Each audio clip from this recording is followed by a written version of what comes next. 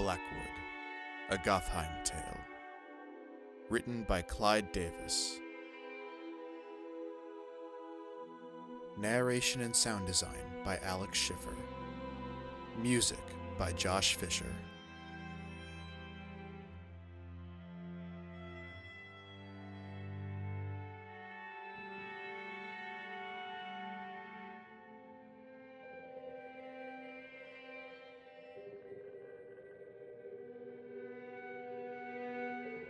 Episode 1, The Inquisitor. The autumn morning was colder than usual. The forerunner of the winter winds had already arrived from the south, bringing with it a thick front of cold and rain. Despite the conditions, the streets surrounding the vast train terminal teemed with people. The terminal's vast dome reached into the imposing clouds overhead, its highest point disappearing into the gray murk. Along the ring of the dome, great statues of battle-ready angels, armored and armed, leered down from their gloomy perches. The shadows cast by the dampening clouds twisted the heavenly faces into masks of judgment, and their angelic wings seemed tattered and filthy. The line of holy statues were apocalyptic in the failing weather. A strong gust of wind blew from the south, bringing with it the stench of the unclean quarter. The cold and the clarity in the air after rainfall sharpened the stench. Notes of filth, waste, and old smoke followed on the back of the southerly wind, leaving the wretched smell of the slums forsaken over the station. On a street corner across from the train station, Marcus Blackwood watched as tongues of people moved in and out of the arched entrances to the terminal. He found satisfaction in how the nature of the throng ignored the firm castes of the city. In the teeming masses, all were equal, and the poor brushed shoulders with the refined. Peddlers lined the streets, calling and yelling as they offered their wares to the disinterested clamor of people. To the right, a group of priests clung to the foot of an angelic statue, as if it were a bulwark against the tide of people, and distributed pamphlets of the church. The unwashed and desperate bowed at their feet and tugged humbly at the hems of their robes as they begged for blessings and salvation. Above the scene of priests and poor, the everlasting gaze of the statue peered out to the surrounding city, as if it cared little for the woes of mortals. Blackwood turned away from the priests. He found them righteous and apathetic, just two symptoms of the sickness that had taken hold of the church. Those desperate souls would find little salvation from the so-called holy men. Wolves amongst sheep, he thought. From the shadow cast by his wide-brimmed hat, Blackwood's dark and hardened eyes surveyed the crowd. He watched as a gentleman and lady followed their servicemen through the human traffic, the ushers doggedly clearing a passage for their employers. The crowd parted enough to let the group through, but by the look of anguish on the lady's face, it was evident she disapproved of her close vicinity to the unwashed. Mud from the rain-soaked streets spoiled the lining of her emerald dress, and her honey-brown hair was coming undone from the immaculately crafted bun beneath her teardrop hat. She pressed her oversized handbag to her chest and followed closely behind her husband. Blackwood's eyes tracked the couple and their retinue of servants, as well as the pack of street urchins that stalked them through the crowd. The pack of cut-purses were 5 strong, 2 on the left and 3 to the right. He followed their hungry eyes to the handbag held by the lady's arms. It would be hard work getting it from her clutches, but Blackwood knew the tenacity of Gotheim's underbelly. By the look of the thieving children, they were vermin from the unclean quarter, filthy and as agitated as the rats that flooded the slum's gutters. Skin darkened with dirt and eyes marred with the yellow tinge of malnourishment. They looked like rats, too. The urchins wouldn't risk a blatant snatch, not with so many servants and footmen about. They would most probably cause a diversion. Yes, that's what they'd do. He'd seen it many times before. Perhaps they pester the gentleman, or trip up one of the footmen and send luggage sprawling. But either way, in the chaos caused, one of them would pounce on the handbag. Intervention would be easy, Blackwood mused. His mere presence would send the thieves scurrying in retreat. But it wasn't his responsibility. The fate of the fine lady's handbag caused little concern for him. Such trivial matters of doing good and preventing bad were beneath him. This was the responsibility of the constabulary. He looked about the heaving throng and saw no city constables. Pity, he thought.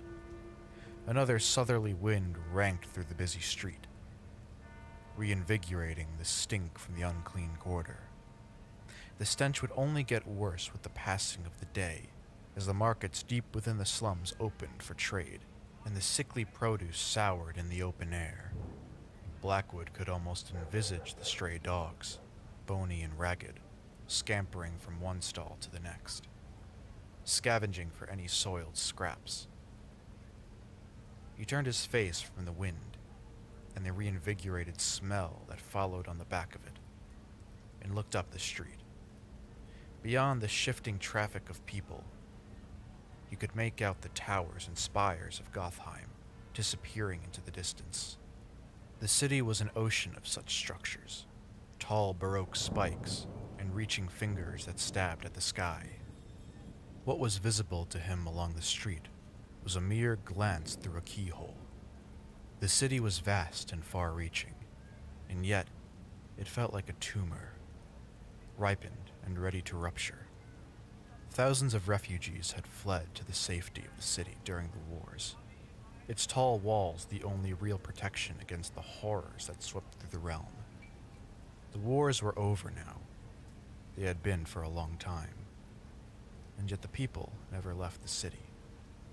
Perhaps it was the ease of staying, rather than returning to some blasted plot of land to start over again.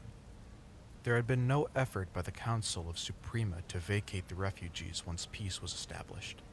How could they? Gotheim was the symbol of the Emperor's dominion. What message would it send if the Lord Marshal forced the people he was sworn to protect from the Emperor's city? You couldn't blame the Lord Marshal entirely. The Church had a role to play in harboring the refugees too. Just like the Lord Marshal, the Bishop King wished to demonstrate the generosity of the Church. Now, the city was overpopulated. The unclean quarter was barely containable, and the face of the city was beginning to turn ugly. Blackwood glanced over the crowd again from beneath the brim of his hat, and visited a thought he had often. Perhaps the city's gentle accommodation of the refugees was the reason for the swollen population. But he believed there was another reason why those who had fled to the city never returned to their lands, and it was simple. Fear. Fear for what still lurked out in the wilderness. Fear of what haunted the darkness beyond the walls of the city. And although no one would risk saying it, Blackwood knew. They were afraid of what may still stalk the streets of Gotheim itself. He scowled at the people before looking up the street again. In the distance, beyond the spires and towers, deep behind the curtain of winter cloud and rain, a monolithic shadow towered over all else. It was the Citadel, the great tower fortress that stood at the heart of the city. At its peak sat the silver throne, now empty since the last of the emperors was gone, and the throne's heir lost nearly 2 centuries ago. The holy line of the emperors may be no more, but as long as the Citadel stood, and the Lord Marshal remained prefect of the realm, a flame still flickered against the dark. And as long as the Inquisition still held office, that flame would cast out any evil from the shadows.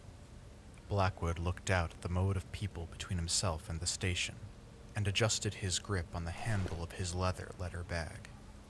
With the other, he drew the sigil of the Inquisition from beneath his coat, and moved it so it hung neatly at the center of his chest.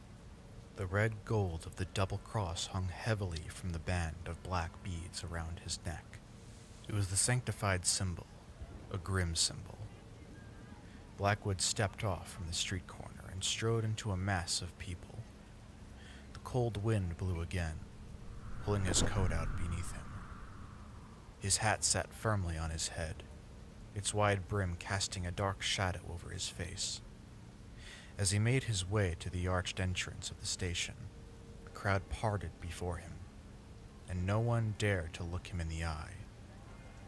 He could feel their hurried glances gaze at the double cross hanging from his neck before they scurried out of his way.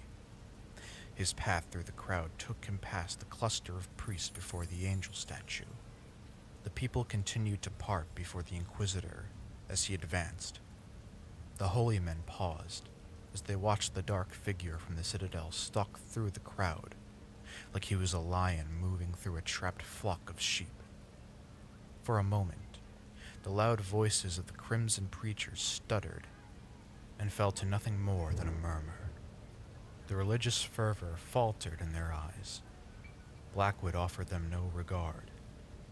It was an insult not to acknowledge the men of the church, but Blackwood was no ordinary man, and the laws that governed them did not apply to him. The priests were in the wrong city, too.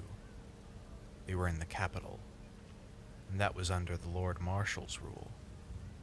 If he so wished, Blackwood could have had them escorted onto a train heading back to the Bishop King's city. Worse still, you could have them thrown into a cell beneath the citadel. The holy men knew this, and despite the anger writhing beneath their pious expressions, they did nothing to reprimand the Inquisitor's lack of respect. As soon as they fell to his rear, the holy men picked up their calls of holiness again, praising and preaching to their gathering congregation with a new enthusiasm. Undoubtedly, despite the Inquisitor. Dogs. The word was clean and harsh in their forefront of Blackwood's mind, as he discarded their presence from his thoughts. He moved swiftly, his long legs consuming the paved ground beneath him in deliberate strides. Blackwood's passage through the mass left a clear wake behind him, and in a matter of moments, he walked beneath one of the great arched entrances to the train station, and left the cold stink and chaos behind. Inside, a wide concourse ran from north to south, and like the limbs of a grotesque spider, a dozen metal staircases led down to platforms below. Blackwood looked up at the vast window occupying the upper reaches of the northern end of the concourse. On better days, the sunlight would pour through the great panes of glass and wash the terminal with brightness. But now, there was just the gloom of the approaching winter. In the distance, dark plumes of industry smoke rose into the sky, smudging the gray clouds like running trails of charcoal. Blackwood marched on. He had a train to catch. Platform 7, his ticket said. The terminal was a grand jewel of the new age. Giant statues carved from black marble, monuments to the Citadel's alchemists, the masterminds behind the great train station, lined either side of the wide concourse. Each looming alchemist cradled a glass orb in their marble palms, and within each orb, the sickly green glow of gaslight burned. Overhead, the high vaulted ceilings of the dome presided within its great paneled paintings. From above, depictions of the emperors, Dominique and Pagalian, looked down at the countless people hurrying along the concourse. The latter carried the gift of illumination in his open hands, and the former bore freedom at the tip of a sword. Columns of polished gray stone ran along the edge of the terminal's circular interior, rising from the ground to meet the descent of the dome, thereby forming a wondrous gallery. Blackwood found the nature of the terminal a contradiction. Its exterior was adorned with the religious icons of the church, whilst inside it seemed like a temple to the emperors and their alchemists. The world was a contradiction now, the Inquisitor thought. He navigated his way across the concourse. Still, people avoided him and averted their eyes as he approached. Most were too busy scurrying along to catch their train, whilst others kept to themselves and lingered along the edge of the wide walkway. The terminal was filled with the voices of hundreds of people. The din rose to the dome's ceiling in a great murmur that sounded like the ceaseless rains that were yet to come. A shrill whistle from a train erupted from the platform below, shattering the incessant human chatter like a bolt of lightning. Making his way along the concourse, Blackwood counted the number of staircases that led to their respective platforms. Another train whistle screamed over the din of the station, and a ragged figure burst from the crowd ahead of Blackwood. It was one of the forsaken souls of the unclean quarter, a worn elderly man dressed in tattered rags that barely seemed to hold onto his bony shoulders. A sunken face scarred with the marks of a life lived too long caught the Inquisitor's eye. Unlike the others, the beggar met Blackwood's stare and held it. The wretch's stare was empty, except for the faint flicker of hope that still lingered in the corners of his eyes. Slowly, the beggar stretched out his arms, turned to the ceiling like shallow cups, and with a gentle nod, asked the Inquisitor for charity. Blackwood admired the man's tenacity.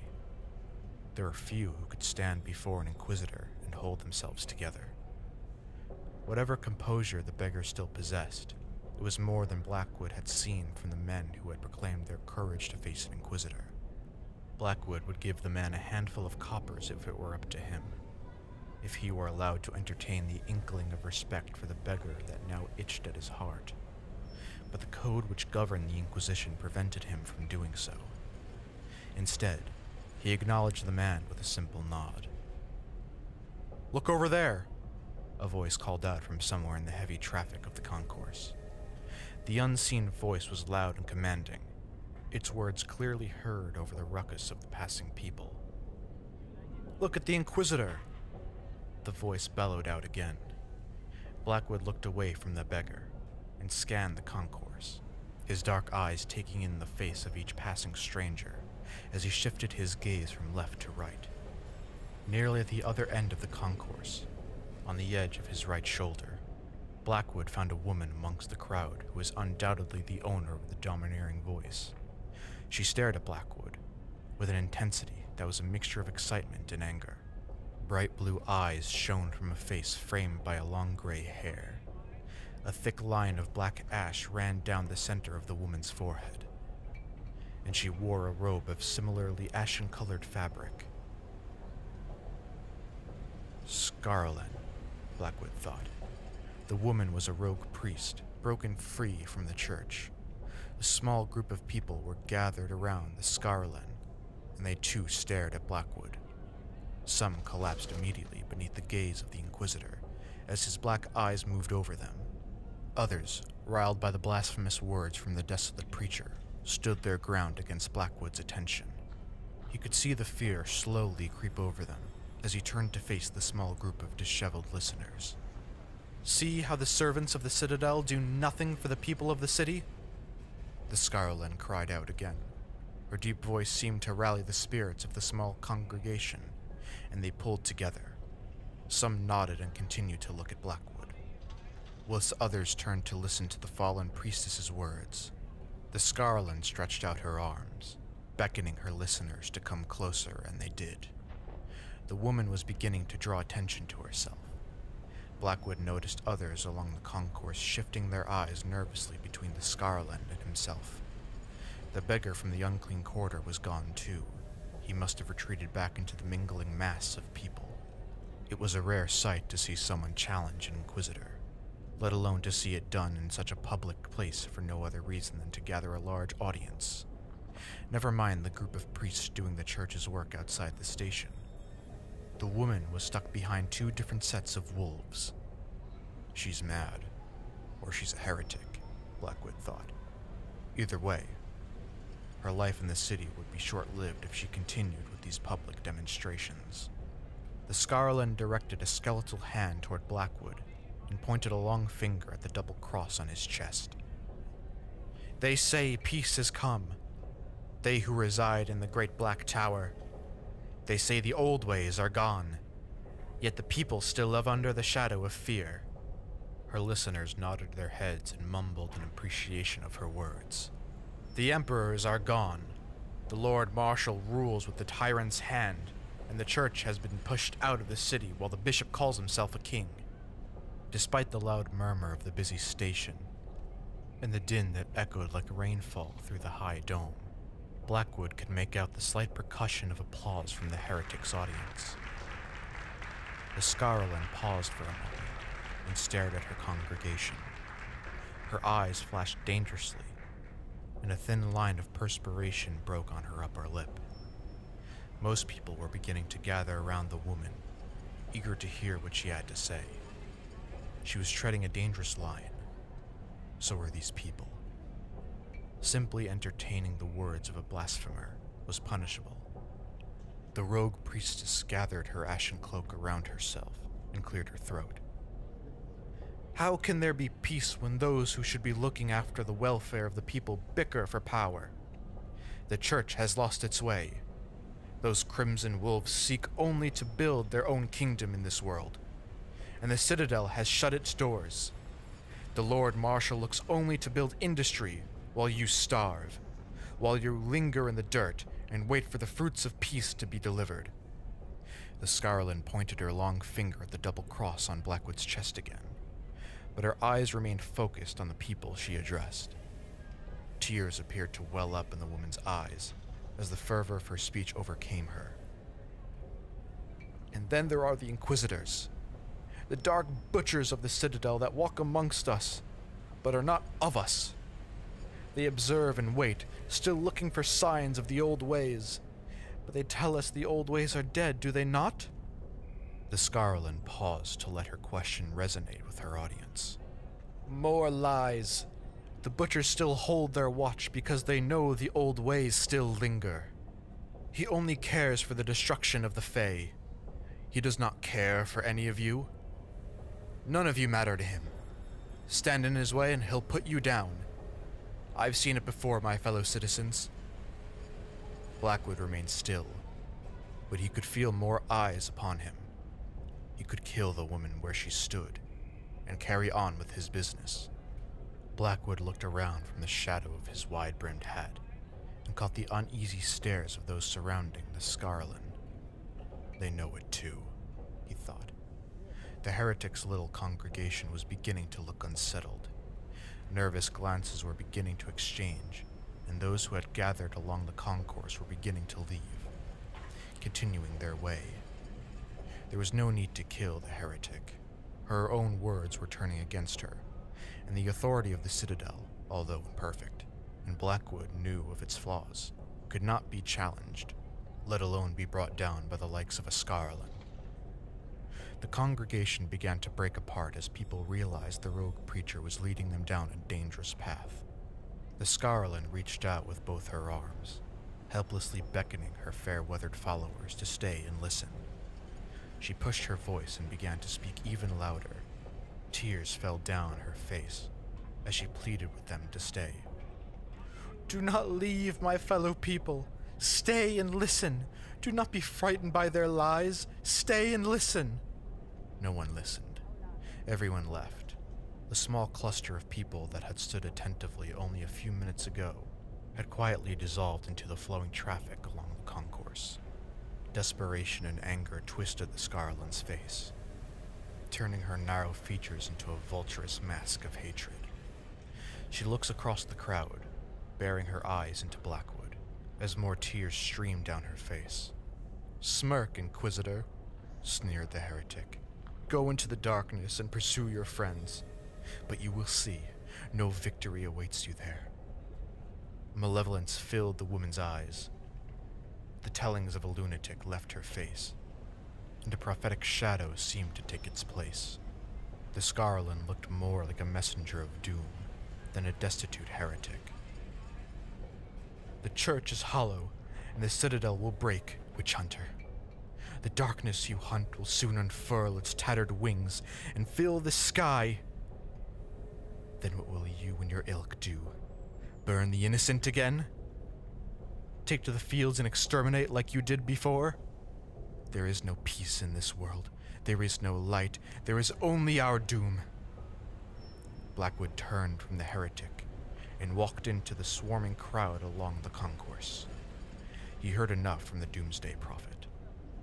On any other occasion, he would take care of the heretic and cast judgment upon her right where she stood, issuing orders to have her escorted to the Citadel's prison. The woman would never see another sun rise. Fortune blessed the fallen priest, though. Blackwood already had his own business to attend to. The hinterlands awaited him, and there was only a single train per day. If he were to deal with the heretic, they'd surely miss it. As he carried on his way, the crying voice of the woman followed him, slowly diminishing before being swallowed by the cacophony of the terminal. The Skarlan would become someone else's problem. Despite the madness in the woman's words and her blasphemous inclinations, Blackwood could not help but turn her words over in his mind as he approached the platform. Overhead, hanging from a chain bound to a polearm, an oval sign indicated Platform 6. In the near distance, Blackwood could see the sign for Platform 7 looming above the concourse. Playing on the fears of the people was not a new invention. It was one of the oldest ploys in man's handbook of schemes. For now, the Skarlan were nothing but a pest in Gotheim, a sect of priests who refused to follow the Bishop King and his church when the exodus from the city occurred. They were fearmongers and nothing more. But the Citadel was watching them, and if the time came when their meddling became threatening, the Skarlan would be dealt with in a swift manner and with the utmost ease. The leader of the Skarlan was still a mystery, undoubtedly a strategic decision, and their exact cause remained unannounced. All that was known of the rogue priests and priestesses was their gospel of doom and their willing acceptance of a coming apocalypse. Nihilists and heretics, Blackwood thought. He approached the top of the stairs that led down to Platform 7. A line of people already stood along the platform saying goodbyes or waiting their turn to board the stationary train. Engineers and train personnel walked up and down, inspecting the impressive machine. At the head of the platform, a group of uniformed officers, the train managers, stood closely together whilst they examined a set of charts between them. Blackwood descended the stairs, the heels of his boots clicking against the metal of each step. The doomsday priest's words irked him. What did the Skarlan know about the darkness? The woman's words were spoken out of ignorance and perhaps madness, but she touched on a truth the Citadel kept sealed behind its great walls. There was still darkness in the world, and it was the business of the Inquisition to hunt what lurked behind that veil. Blackwood reached the platform and walked toward the train, ignoring the stolen glances of people. The train managers paused briefly from their discussions, their intelligent eyes quickly taking in the double cross hanging from his chest before returning their attention to the charts in their hands. The Inquisitor regarded the people as he passed them by and contemplated their naivete. As he had come to see it, the world was a giant moth. At first glance, it seemed unimpressive and ordinary. Upon the surface of its fluttering wings, the lives of the common folk created complex and delicate patterns as they lived day to day, carrying on with their natural pursuits, navigating their way through the meander of existence. The acceptance of peace and their belief that the darkest days had passed were a perfect mimicry of how things had been before the wars of religion. The people wanted calm. They wanted ordinary lives.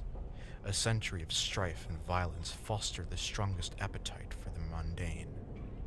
Yet, beneath the patterns of mimicry, on the underside of those delicate wings, resided the foul dust of an ancient evil, and the fine veins that spread its poison. Blackwood had seen the face of that underbelly. He had seen what monsters lay in wait beneath the surface of the peaceful world. All around him, the elderly, parents with their children and folk deeply wrapped in the clutches of their own youth, busied themselves with their affairs, unaware that the darkness they choose to forget still lingered in the world. Deep within the secret chamber of his heart, Blackwood had come to believe the darkness would always be there. It was as intrinsic to the world's existence as the world was to its. Good and evil, light and darkness. These were two ends of the scale that balanced all things. How long had he spent on the side of darkness? The question seemed to present itself to him more often. Perhaps it had to do with his age. There is only so much one can spend in the company of darkness before it leaves its touch on you. Veronica had said to him all those years ago. He quickly pushed the memory of her and those thoughts from his mind. She didn't understand the nature of the darkness either. Veronica, the Skarlan. He looked up and down the platform. These people, how could they understand what they had never witnessed? A whistle from the top of the platform drew everyone's attention away from what they were doing. A call from an engineer on the other end signaled the last preparations for the train's departure. People hurried. Blackwood watched as a father shepherded his children into one of the train cars. A pair of lovers hurriedly concluded their farewell. Blackwood paused to look at the two youths for a moment. The tenderness and innocence shared between them seemed alien to him. He turned and made his way to the entrance of the train car. Large clouds of white steam began to drift down the platform as the train crew began to prepare the locomotive. Blackwood took hold of the railing and mounted the first step into the car. He glanced over his shoulder one more time and looked at the people as they lingered in each other's arms. There was a light between them. There was love. He examined them with his dark, brooding eyes. The young man cradled his lover's gentle face as she rested her gloved hands gently on his hips. There was a degree of decorum between them, Blackwood observed. They resisted the urge to smother each other, to behave inappropriately. These were the signs of high society. Blackwood noticed the happiness that shone in their eyes and lightened their faces. Compared to his dark eyes and hard face, they seemed bright and glorious. Blackwood relished in their youth, for where he was going, there would be no brightness or happiness. The borderlands awaited him, and he would only find darkness and fear there.